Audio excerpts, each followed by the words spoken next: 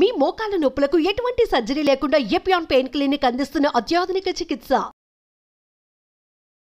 నమస్తే శ్రవంతి గారు. నమస్తే కీర్తి. శ్రవంతి గారు, తెలుగు రాష్ట్రాల్లో బెయిలిఫ్ టెక్నిక్ ని మేనిఫెస్టేషన్ కోసం ఫుల్ పాపులర్ చేసేది నాకు తెలిసి మీరే. మీరు చెప్పిన స్టెప్స్ ని ఫాలో అయ్యి నిజంగా చాలా మంది బిర్యానీ ఆకులో రాసేసి కాల్ చేస్తే మాత్రాన కోరికలు తీరిపోతాయి అనుకున్న వాళ్ళు కూడా ముక్కునే వేసుకునేలా చేశారు. కోరికలు తీరి మరి అది నిజంగా నాకు కూడా ఇప్పటికే ఒక్కసంత డౌట్.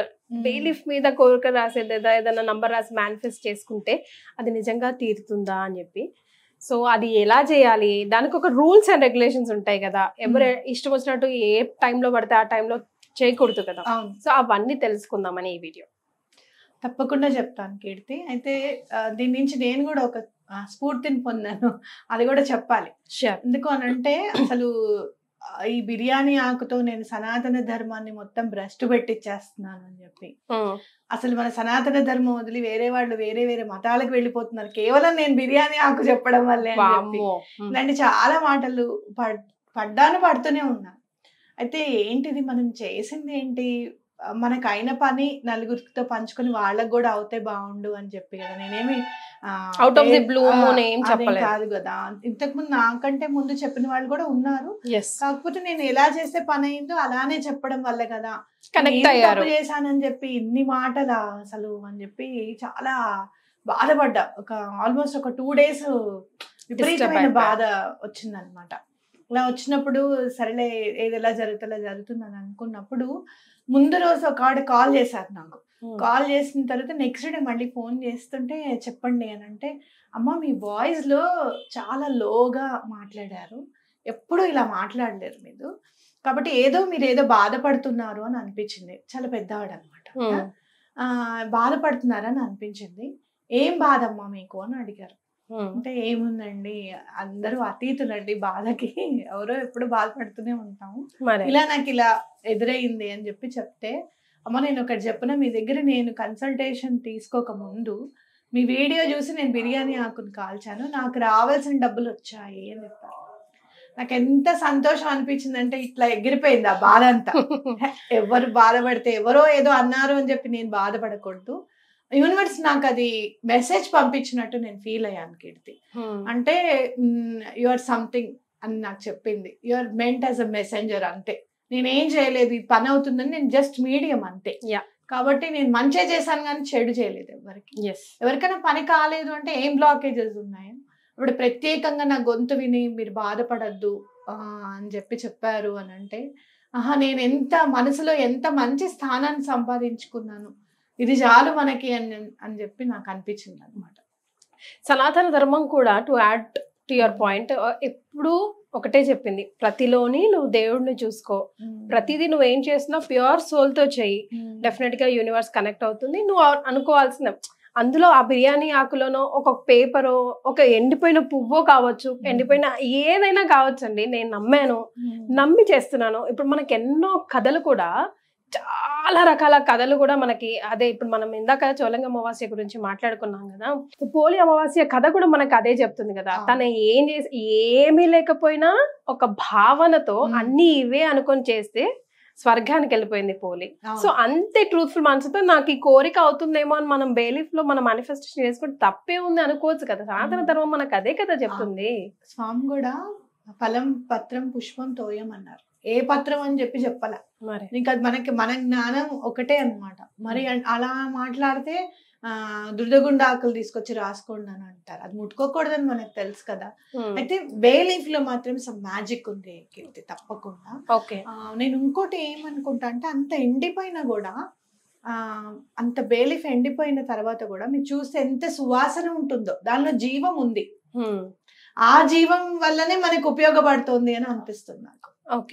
మీరు చూస్తే తమలపాకు ఎండిపోయిన తర్వాత కూడా ఎంతో కొంత దానికి వాసన, దాని పరిమళం దానికి ఉంటుంది.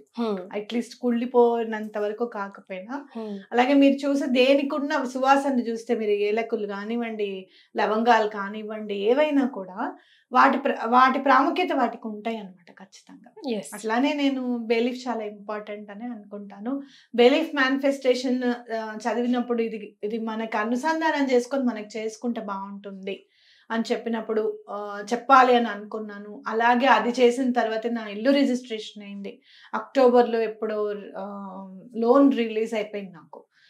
మార్చ్ 1కి రిలీజ్ అయింది, రిజిస్ట్రేషన్ అయింది. నేను ఎంత ప్యానిక్ అయి ఉంటాను, మానసికంగా ఎంత బాధపడి ఉంటాను, ఎన్ని చేసి ఉంటాను, భగవంతుడికి ఎన్ని దండం పెట్టుకొని ఉంటాను.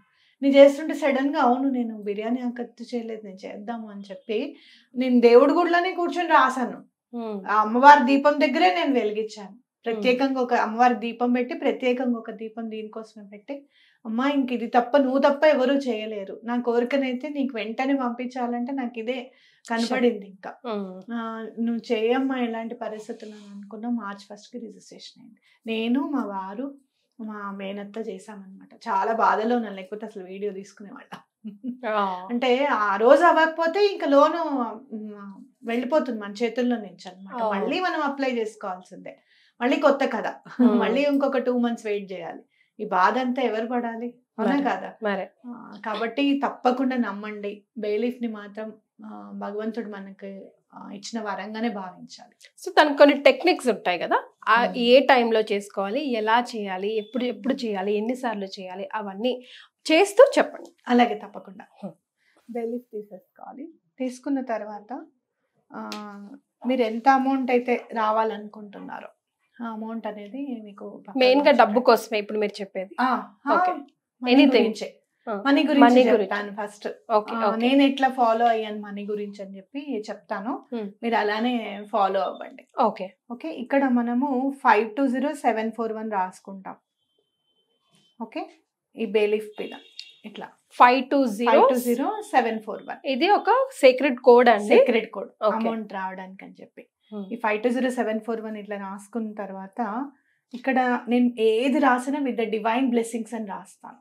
ఓకే ఓకే, సో ముందుగా secret number with divine blessing అంటే తెలుగులో కూడా రాయొచ్చు కదండి. తెలుగులో ఏం రాసుకోవాలో నేను చెప్తాను కీర్తి. చూడండి, ఇట్లా విత్ ద డివైన్ బ్లెస్సింగ్స్ అని రా. First with the divine blessings అని రాస్తాను నేను ఏది రాసినా కూడా. With the divine blessings I received. అయిపోయినట్టు ఆల్రెడీ పని. అవును, అమౌంట్ వచ్చినట్టు. I received 50,000. డేట్ కూడా రాసుకోవచ్చు అనమాట. అంటే మీకు ఒక 3-4 daysలో అవసరం ఉందనుకోండి, ఆ 3-4 days తర్వాత డేట్ రాసుకోండి. ఇట్లా మనం 520741 అమౌంట్ని బాగా అట్రాక్ట్ చేసే నెంబర్ అనమాట. 520741 ఇలానే రాసుకోవాలి. 50 దాని కింద 741 రాసుకోవాలి.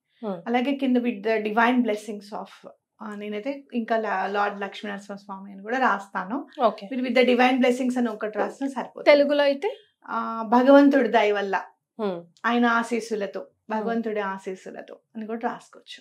I received 50,000. నాకు అవసరం ఉంది ఈ 26th Jan కల్లా అవసరం ఉంది, అదే అమౌంట్ రాశాను నేను. ఓకేనా? ఇక్కడ మనం విత్ డివైన్ బ్లెస్సింగ్స్ అని రాసుకోవచ్చు, లార్డ్ లక్ష్మీ నరసింహ అని రాసుకోవచ్చు. తెలుగులో కూడా భగవంతుడి ఆశీస్సులతో రాసుకోవచ్చు, లేకపోతే గురువు ఆశీస్సులతో రాసుకోవచ్చు. అది రాసుకున్న తర్వాత ఐ రిసీవ్డ్ అని చెప్పి మీరు అనుకున్న అమౌంట్ రాసుకొని మీకు ఏ డేట్ కి కావాలి. ఏ కలర్ స్కెచ్ పెన్ అయినా యూజ్ చేయొచ్చండి. జనరల్ గా బ్లూ యూజ్ చేస్తే బెటర్. ఓకే, బ్లాక్ ఎందుకంటే ఇక్కడ కనిపించాలని చెప్పి నేను బ్లాక్ తో రాసాను. బ్లూ యూజ్ చేయడం వల్ల బెటర్ గా ఉంటుంది. Okay, blue, green, red, anything. Blue specific. Blue specific. Okay, green ఏంటంటే కొంతమందికి పనికి వస్తుంది, కొంతమందికి పనికి రాదని. అలా కూడా ఉంటుంది. Okay, green. Destiny number 5, birth number 5 ఉన్న వాళ్ళకి గ్రీన్ కలిసి రాదు. ఓకే, ఈవెన్ దో అది బుధుడు నెంబర్ అయినా కూడా వాళ్ళకి గ్రీన్ కలిసి రాదు. ఓకే, నేను యూజ్ చేయకూడదు గ్రీన్ ఇప్పుడు. సో బ్లూ అయితే అందరికి కలిసి అప్లికబుల్ అవుతుంది. All right. సో ఎన్ని డేస్ చేయాలి, ఈ టైం కి చేయాలి, అట్లా ఏమైనా స్పెసిఫికేషన్స్ ఉన్నాయండి? మీరు ఒక్కసారి చేస్తే చాలు. ఓకే, ఒక 3-4 days వర్క్ అవుతుంది అని అనుకున్నప్పుడు ఒక్కసారి చేస్తే సరిపోతుంది. ఓకే, లేదు మాకు రోజు రాసి అదే కాలుస్తాము అని అనుకుంటే కనుక రోజు స్పెసిఫిక్ గా ఒకటే టైంకి చేస్తే బెటర్. ఇవాళ 11 o'clock చేశారనుకోండి, ఇవాళ 11 o'clock చేయడం, రేపు మళ్ళీ 11 o'clock చేయడం, అలాగే ఎల్లుండి మళ్ళీ 11 o'clock చేయడం అనేది ఇంపార్టెంట్. చాలా పెద్ద అమౌంట్ అనుకోండి, ఎవరి దగ్గర నుంచి అన్నా రావాలి, చాలా పెద్ద అమౌంట్. అది కంటిన్యూగా ఒక 21 days చేయండి. వాళ్ళు ఇచ్చారు డబ్బులు అని చెప్పి రాసుకుని చేయండి. ఓకే, అట్లా అనమాట. రైట్. ఇప్పుడు దీన్ని కాల్చేసేయాలా? కాల్చాలి. ఓకే. మనం నేనైతే ఇంట్లో కొంచెం చిన్న కత్తిరి ఉంటుంది నా దగ్గర. ఆ చిన్న కత్తిరి ఇలా పెట్టుకొని కాలుస్తాను అనమాట. ఓకే. ఒక ప్లేట్ లో కూడా పెడతాను. ప్లేట్ కూడా దగ్గర పెట్టుకుంటాను. ఓకే. సో దట్ మనకేమి ఇబ్బంది లేకుండా ఉంటుంది. రైట్. ఇప్పుడు మనం కాల్చిన తర్వాత యాషెస్ ని బ్లో చేసేయాలి యూనివర్స్ లో, అంతే కదండి? ఈజీగా ఎక్స్ప్లెయిన్ చేస్తాను. ఇదే కత్తిరి అనుకోండి, ఇలా పట్టుకొని ఈ చివరి నుంచి ఇలా కాల్చండి. కాల్చేటప్పుడు పక్కన ప్లేట్ పెట్టుకోండి. ఓకే.